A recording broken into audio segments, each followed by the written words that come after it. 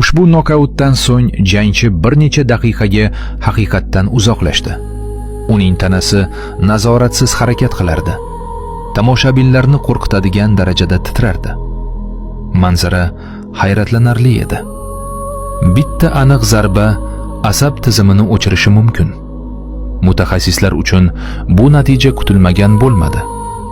Garchi bu nokaut 2019-yildagi eng yaxshisi deb tan olingan bo'lsa-da, amerikalik zarbalarda tajribali edi. Uning ismi Raymond Daniels. Bolaligidan zarba texnikalarining ustasi. Karate va kickboksingda ulg'ayib, u yorqin lahzalar yaratuvchi mashinaga aylandi. Uning faoliyatiga bir qarash uslubining qanchalik vayronkor ekanligini ko'rsatadi.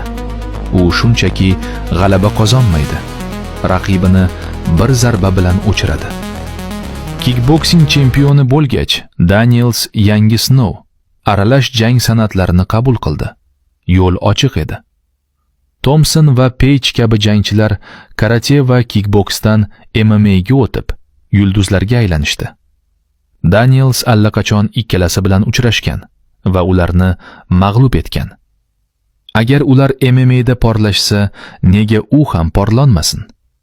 Uning raqibi Wilker Barros qat'iyatli edi va yangi boshlovchiga hayotni qiyinlashtirmoqchi edi.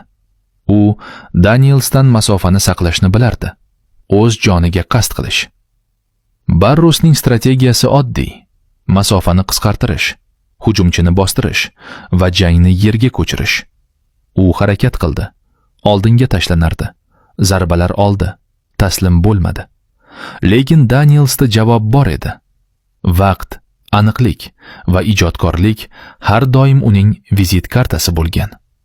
Lahza kelganda u sof mahorat ko'rsatdi. Mukammal muvozanat bilan aylanib, Barrosning tanasiga halokatli zarba berdi. Uni bukib tashladi.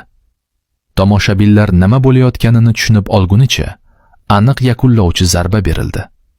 Barros yilning eng ta'sirli va shafqatsiz nokautlaridan birida qulab tushdi.